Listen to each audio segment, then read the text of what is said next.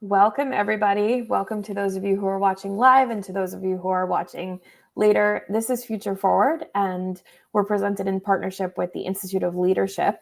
It's International Leadership Week, and this week we're spotlighting bold ideas, global voices, and legacies that today's leaders are building for tomorrow. Today, I'm here with Gretchen Pisano, CEO of pLink Leadership, known for her dynamic presence, strategic insight, and commitment to positive leadership. Alongside her is Cindy Jackson, the Chief Learning Officer and seasoned executive coach, who brings deep expertise in leadership development and a passion for cultivating high-performance teams. Welcome, both of you. Thank you. Thank you. So today we're going to be talking about legacy and leadership legacy and how we can thrive today for tomorrow's impact. I'll let you both take it away. Thank you, Marie. Thank you so much. I'm gonna start. I'm your opener today, and then Cindy and I are going to kind of toggle back and forth as we go through a short presentation, and then we'll leave some time at the end for questions.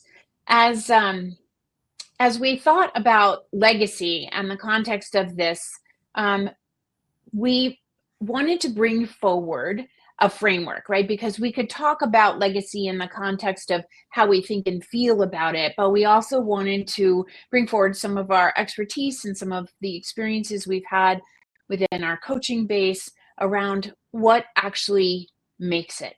How do we intentionally create it? And so the first concept we want to introduce is this idea of a leadership wake. And just like the wake a boat leaves, a leadership wake is about what is the residual impact, both in people's memories and lived experiences. So we'd like to think about this idea in the context of legacy as it's how you create that is the sum of the moments, the choices, and the relationships that you cultivate today. So there's very much a present day aspect of legacy. And it's not just one big thing you do. In fact, it's all those tiny choices you make along the way. The framework that we want to bring forward today, we really think of as our thriving leader formula. This is actually part of a larger workshop, a one-day workshop.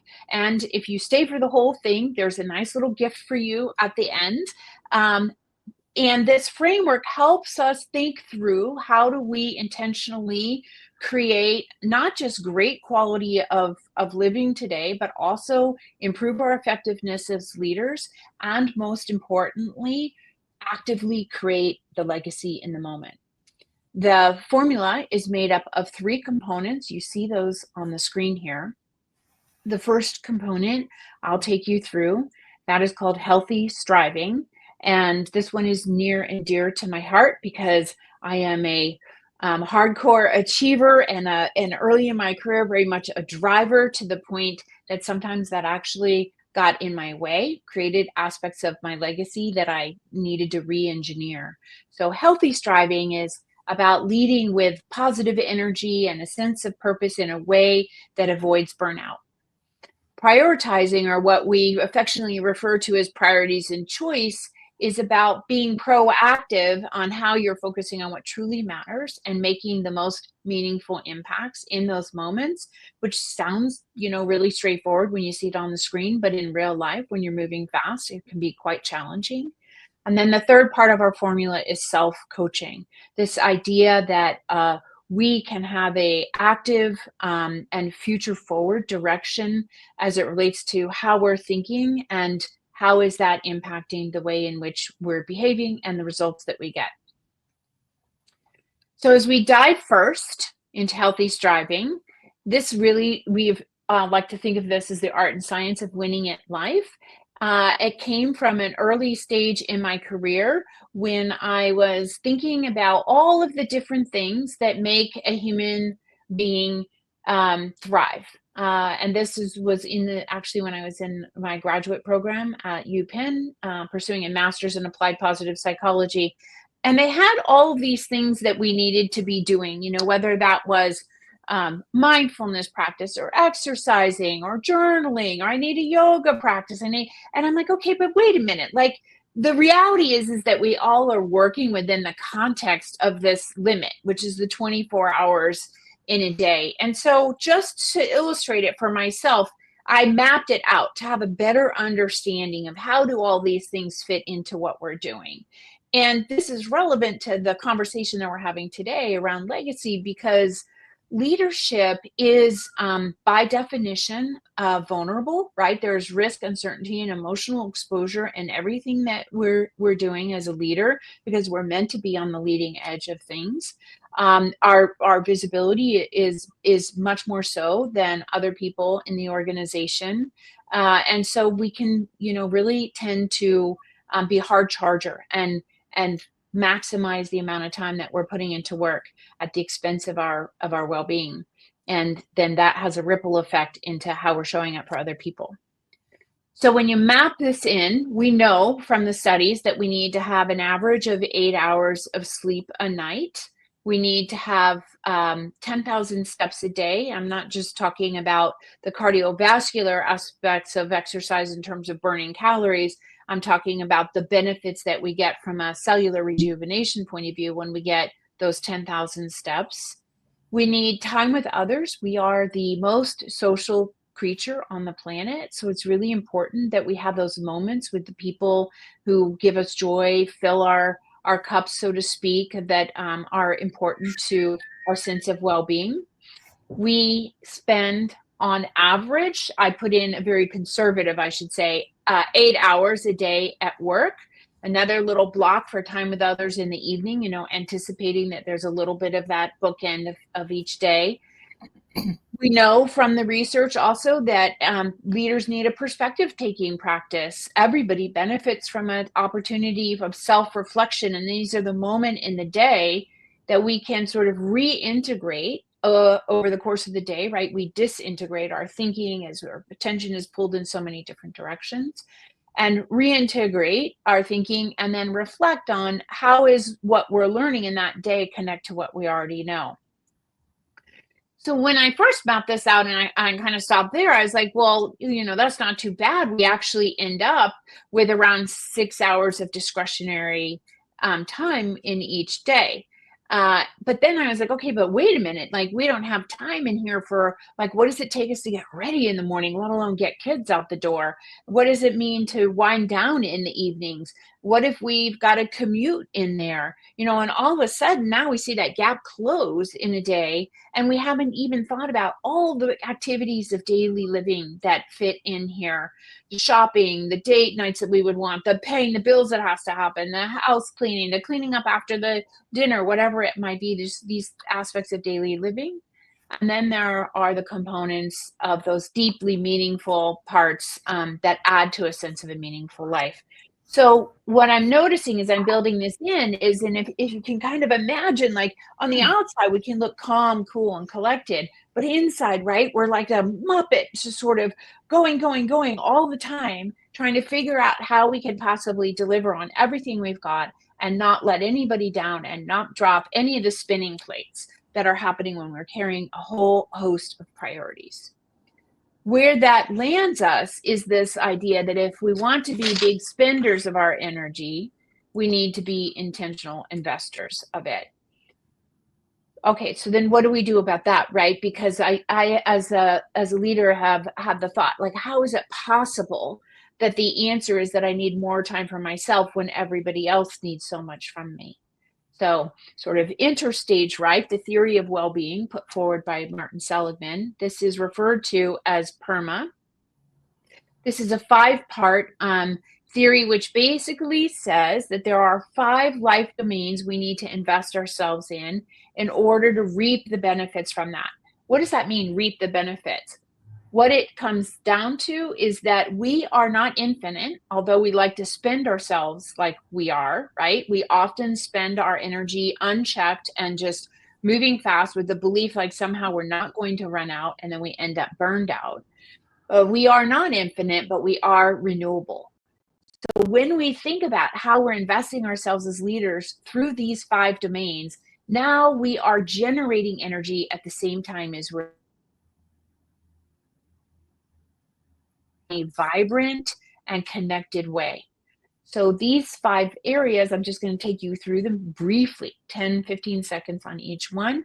They're a whole bucket in itself. Like, as I shared, this is a this is a formula. It's a larger conversation, but it will give you an idea, and you could certainly pull any information down from the web on the theory of well-being. The first one of the 5 is positive emotion. This is just about paying attention to whether the things that you're doing are generating positive emotion or not, and if they are not, how you might tweak them so they are. To use the theory of well-being, you do not need to find more time to do it. You just need to think about what you're already doing and whether it's working or not for you through these 5 domains. So positive emotion, just any of those feelings that feel so good when you're generating them. The E is engagement or dropping into flow. This is, do you have some activities in your day that allow you to move into that deep state of focused attention where your effort goes down, but your performance goes up? Some people have shared with me that they get this when they're going for a run. Other people have shared that they get this, they can lose themselves in a spreadsheet. Or for me, a lot of times it's when Cindy and I are teaching, facilitating, coaching, like time flies by and you're just fully present in the moment. The R is relationships with others. This bucket is really important because relationships are really important to us, but even more so, oftentimes we give the most time and attention to the relationships that are actually draining us versus nourishing us. So when we're working in this area of our lives, we want to be thinking about energizers and drainers. Where are you spending the most time and attention? And how might you shift the way you're investing? So you're really investing in those people who truly fill your bucket, as measured by when you walk away from an interaction with them, you feel better than when you had arrived. And the last 2 kind of work together. Meaning and purpose is being part of something larger than yourselves. This can be some aspect of it could be actually your work. It could also be raising a family. It could be a cause that you're part of. It could be part of your volunteers activities. It can also be the small things every day that you do that connect you to what we kind of think of as lowercase p, a lowercase purpose. It's like, what are those daily rituals and activities that give you a sense of meaning and purpose? And then the last one, achievement, is how do you pursue the things that in some way connect to one or more of the other buckets in PERMA versus a sense that it is all about sort of the social victory, which oftentimes are hollow. Something you might spend a lot of time and effort pursuing, but once you get it, whether that's a plaque or trophy or certification, you realize like nobody actually cares about it other than you. And so it ends up feeling a bit like a hollow victory. So we really want to be thinking about the things we're pursuing through achievement through the lens of the theory of well-being. These 5 components work together to ensure that you're investing yourself in a way that your energy is constantly renewing, which means that you will be a much more vibrant and a much more available, approachable, and creative leader, which are all things that will connect to your legacy. That's the first part. I'm going to hand over the baton to Cindy, and she'll take you through our next piece. All right. Thanks, Gretchen. So I love this quote from Annie Dillard. It says, "How we spend our days is how we spend our lives." And I think that's really appropriate, because if legacy is about what we ultimately leave behind us and the way that we're thought of, then what you focus on and what you pay attention to and what you prioritize as you're moving along really shapes your legacy.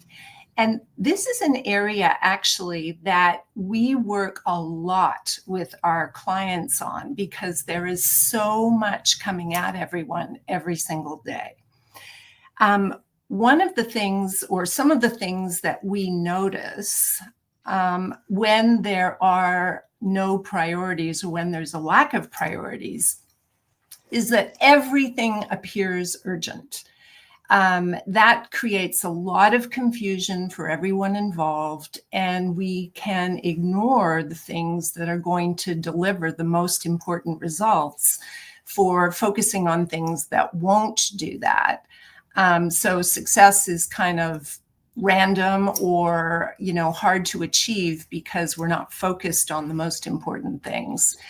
And I think the worst part of it is that people become so overwhelmed that they kind of contract. They're no longer their most creative and best selves. They make fewer decisions, they're afraid to make decisions, etc. So it's pretty hard to be a really effective leader if you don't have a regular practice of prioritization. Thanks, Gretchen. So just to make sure we're all on the same page, the definition of terms is the beginning of wisdom, according to Aristotle. Prioritization is really the act or process of deciding the relative importance and urgency of all of the things that you are dealing with. I think the kind of secret sauce of this, though, is that prioritization must become a regular practice versus something that's done occasionally or randomly or once a year. It's the regular cadence of prioritization that really makes the difference. Next slide, Gretchen. You're ready to move to self-coaching? I am. Well, actually, let me just say one more thing about this. What do we mean by prioritization? I completely forgot what I was going to say about this slide transparently. So here, thank you for that little reminder, Gretchen.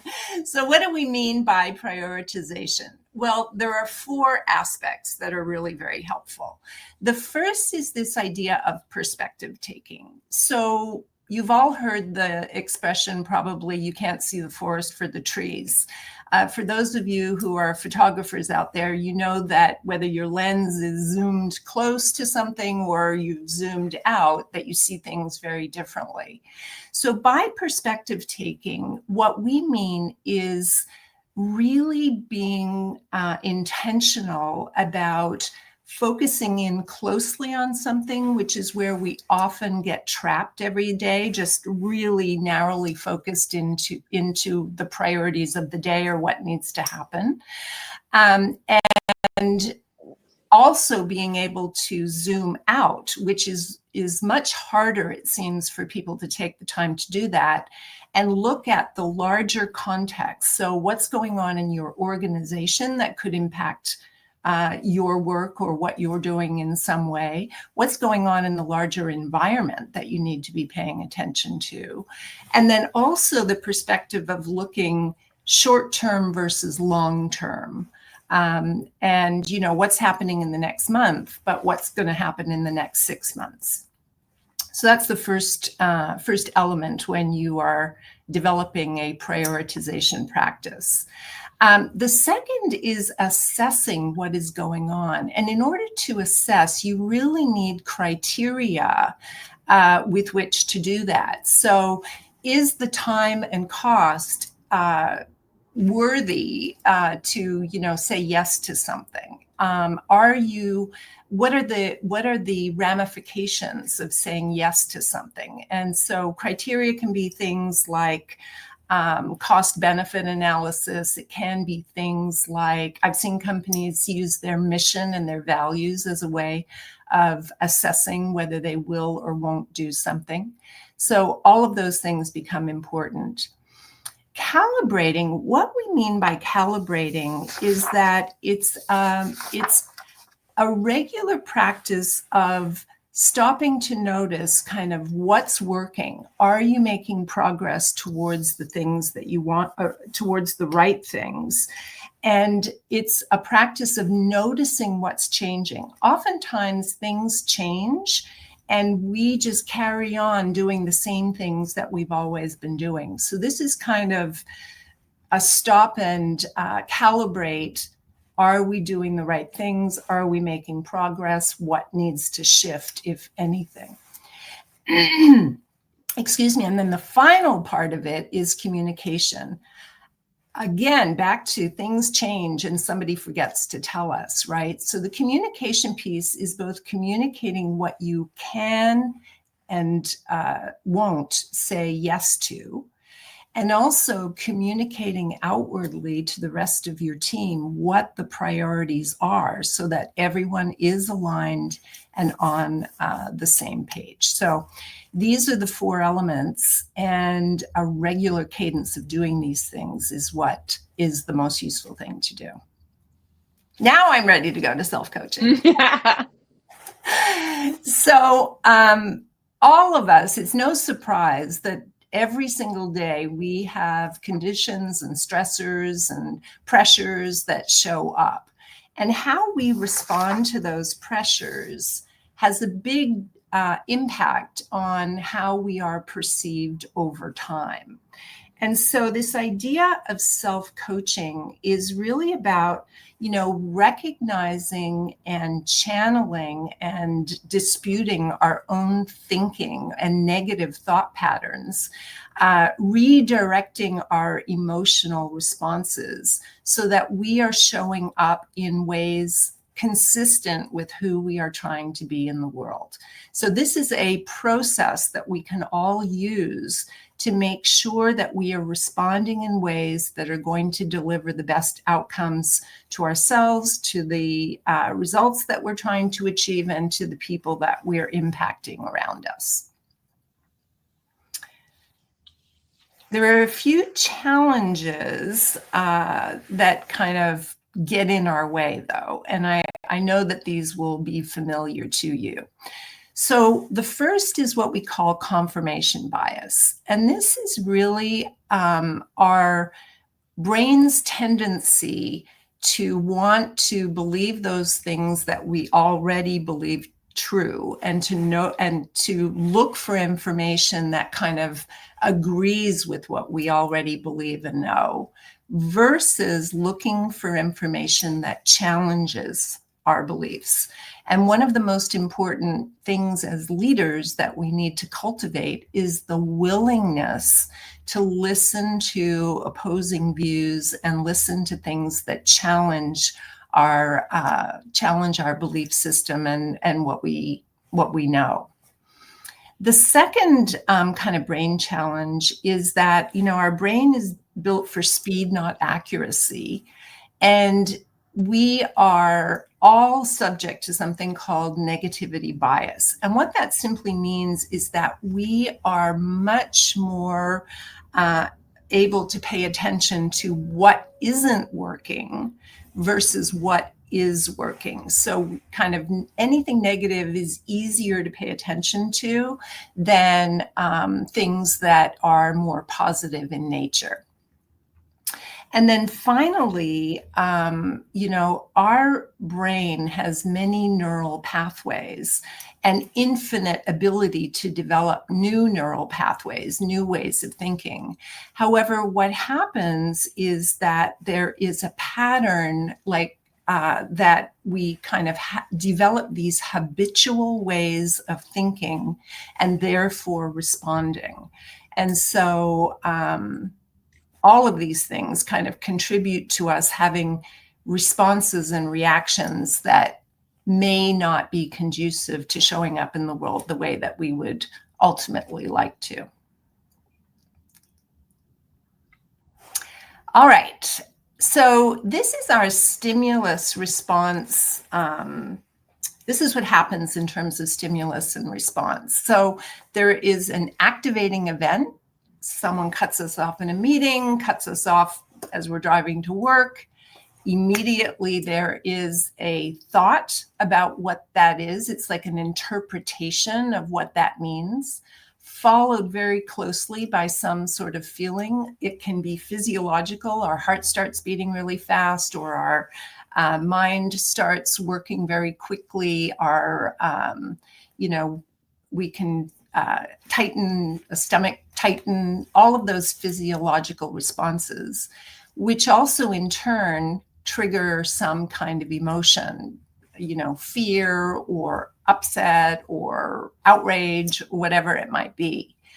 And then very closely after that, we take some kind of action, which is our response to the situation. And that's where we are either operating in ways and behaving in ways that are really conducive with who we're trying to be in the world or not. And those ways of behaving then produce a result. So that result can be conflict with another person. It can be, just an impact, right, on how our relationships are, and also even on the results that we're achieving.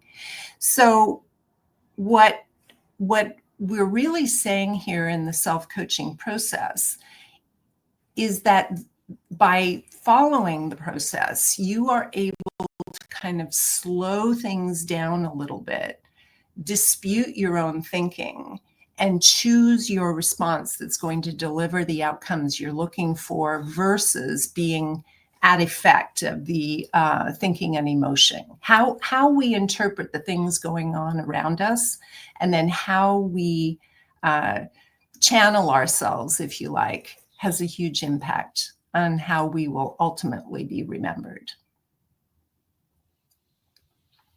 I just love, thank you, Cindy. I love the way you think. Obviously, you know that already, and but bringing forward these ideas and this one, the cascade, right? In particular, I think at least in my experience, many people don't think about the fact that they can actively coach themselves, that they can actively dispute their own thinking. And the irony of it is that our results always seek to justify our original thoughts. And to your earlier point, we're story making machines, right? You were saying like it's built for speed, not accuracy. So this, I think, is a really good, really important piece to bring forward, as you did. So great. So really, like, that brings us around to the idea of the leadership week and your legacy, right? It's this reputation that precedes you and the legacy that follows you. So your legacy isn't, I think where Cindy and I were talking about this, your legacy isn't just in the rear view mirror. Right? Because the way in which you are operating in both your being and your doing. So if you think about the three pieces of the formula we're bringing forward to you, one is about healthy striving, which has to do with your way of being, because it fundamentally impacts your energy. It has to do with your way of doing, because it's shaping how you're prioritizing the choices you're making and how you're giving that direction into the organization, whether you're a formal leader or an informal leader, by the way, this still applies. And then the third piece around self-coaching is perhaps the fastest way that we could actually start to change our results. That has to do with both our being and our doing. So everything we're doing in each one of these areas is creating the reputation that I always think of. And when I'm working with my clients, I'm sharing with them, like, your reputation is entering that meeting room, entering that team, going to a new hire well before you're ever actually there. And then it's actively shaping the legacy that you will leave when you leave that organization.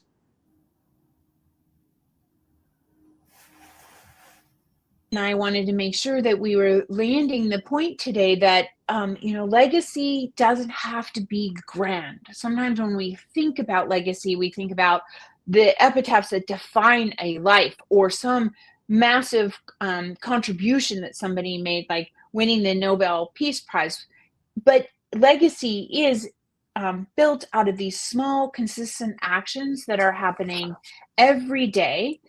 They are intentional actions, intentional choices that are rooted in that renewable, vibrant energy, prioritization, and self-awareness. These are the pillars of lasting leadership and of legacy. So now that you've made it through nearly 30 minutes with Cindy and I, you'll be able to, if you would like, download a much fuller aspect of this formula, including some worksheets. And to just remind you that it's not what you leave behind, right? It is what you are creating and inspiring in others today. And Cindy and I are bringing forward this perspective built on thousands of hours coaching people around the globe, as well as lots of reading and writing on and training on leadership development. And so we're very open to questions on this. I would want to say, and I think that Cindy would echo this, that one of the deepest frustrations of leaders and what they ask for when they come into training is they want practical training, right? And the notion of practical is like something that I can apply, like that I can learn today and apply tomorrow.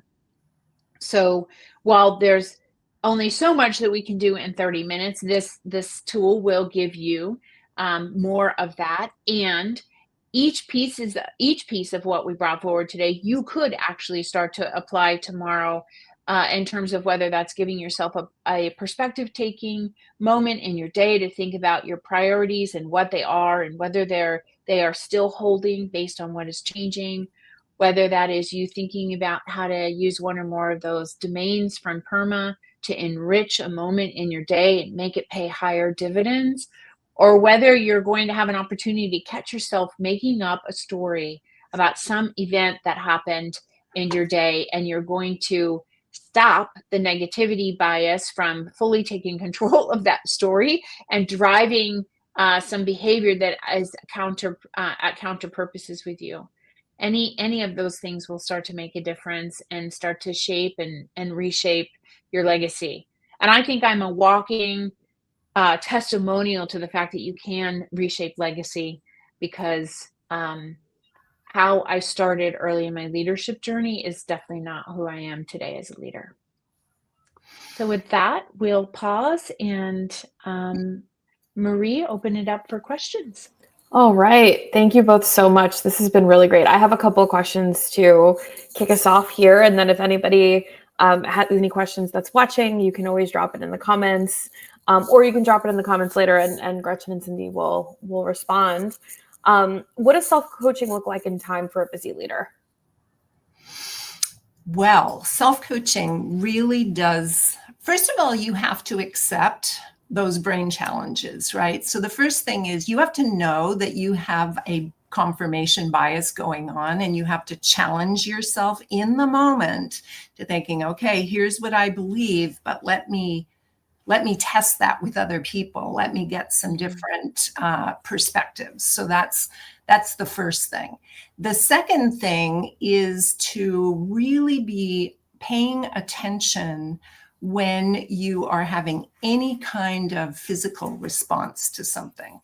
That's a clear, quick way of knowing like something's going on for me, even if you're not clear on what the story is yet, because this idea that your brain is built for speed. Something happens that challenges you in whatever way, and immediately you are interpreting what's going on. And that's what your brain is designed to do, which is wonderful. But unless you are able to kind of dispute your own thinking, to create a practice of going, wait a minute, let me just slow down a nanosecond, take a breath. When our grandmother said to us, take 3 breaths, it was actually really good advice. So just slowing down a little bit and being willing to question your own story, slow down your physical response. People want to be around composed, open people. Mm-hmm. Cultivating self-coaching is what lets you cultivate that. And it only takes a nanosecond, but it is a practice. Mm-hmm. Love it. How can leaders model well-being for their teams without feeling like they have to necessarily perform positivity for them? Great. So one of the things I often give my leaders is for them to share with their teams what they are doing during their off hours that are contributing to their well-being, and to leave the office on time. And the reason that's important is because as things have sped up, and I mean, 2020, when COVID and the global pandemic happened, it was like we already took a very intense environment and just like threw some kerosene on it, because what happened was that people were working from home, they didn't have clear delineation between work and their personal lives, even physically, right? They didn't have the physical transition time. They didn't have physical space that defined, and anxiety was through the roof. And work can calm anxiety because it focuses our mind, which meant that people were working around the clock. Emails, texts, Slacks, whatever else. We've things are, well, I can't even say that. I would like to say that things are like smoothing out, but that is not actually true. That's not actually true. I think that people are a little bit more clear now about like needing to have a separation in terms of that. But somehow we got into this habit that it was like that we're slacking. If we share with our teams or our colleagues that, I don't know, that we took a bike ride that weekend, or we got a manicure, or we spent 3 hours reading in our favorite chair, like somehow that would appear like we're not pulling our weight or we're slacking. And so people just sort of keep that quiet to themselves. And so you don't know, you just don't know. And as a leader, everybody is taking their cues from you and they're making stories up. So if they see you at the office all the time, if they see your Slack light on all the time, if they're getting emails from you at 5 o'clock in the morning, they might not know that you cut out a little bit early so that you could get up a little bit early. They might just think you're working around the clock. And so then therefore, so should they, because that is the story that we tell. So the modeling that well-being is by sharing what you're doing that actually contributes to your well-being, by demonstrating that you're actively investing in your well-being, and that you would expect them to do the same. So we have some clients who've actually instituted perma days where people can just, right, it's a mental health day. I just need to take a day where I'm going to kind of rebalance my perma buckets. Yeah, I love that. What you said, I think it's worth repeating. Work can calm anxiety, which is why we ended up doing so much of it once we were all working from home. And people are making up stories about your actions, right? So if you're emailing people at 5 o'clock in the morning, or not scheduling your Slack messages, which, by the way, I own that sometimes I work late into the night and I send my Slack messages and I'm like, oh, it's 9 o'clock. Great. We have to be aware of how our actions can be perceived and how we can affect others. Marie, I want to build on that because it's something we do at pLink, which I think is really important. And by the way, for those listening, pLink stands for the positivity link, which is the connection that we have got going on here between the sciences of positive, applied positive psychology and human behavior and leadership. The comment you made about the Slack, I think, is important, and it's a slightly different. It's a different element, a whole different workshop than some of what we brought forward today. But boundaries are also important in communicating boundaries. And pLink is a 100% virtual organization and team. And one of the things that Cindy and I often share with the team is, you can count on me to manage my boundaries, and I'm going to count on you to manage yours. And the thing about Slack is that you have to go to it to get it. And so our expectation and what we've communicated within our organization is, one, use the scheduling function, right? So you're not just pinging in, but also the expectation would be that if you're not available, you're not available. You log out of Slack, turn your light off, you're not available, and that there is no expectation that you are reading or responding to anything that is in Slack that is outside of your normal business hours. This is especially important. Teams are working across time zones, which is happening all the times now, right? Like somebody in Europe might be sending something and it is your middle of the night. Don't read your stuff first thing in the morning. Get up, do your routine, invest in yourself, in your family, remember that time in the day, and then move into your work stuff. But I think it's important that people don't expect their bosses or their colleagues to work around their work hours, because everybody's work hours are different, whether that's based on geography or whether that is the flexibility to work. Right. That's really leadership in action. So thanks for the distinction and for showing how it shows up for us. How can folks get in touch with you all? Well, there is, if you want to, you can find us atplinkleadership.com on the web. You can also, if you want to pop the presentation back up, I can advance the slide. There's a QR code, so you can follow us. There, the QR code will take you to, I believe, a sign-in sheet for a mailing list. If you want, we do just weekly emails they're not sales emails. These are just flows of positive energy and perspective into your inbox. You can follow us on social media, LinkedIn and Instagram, and you can reach out to either Cindy and I directly through the website. Thank you both so much for joining me today. It's been a really great conversation. Thank you for the invitation. Yeah, definitely. Loved it.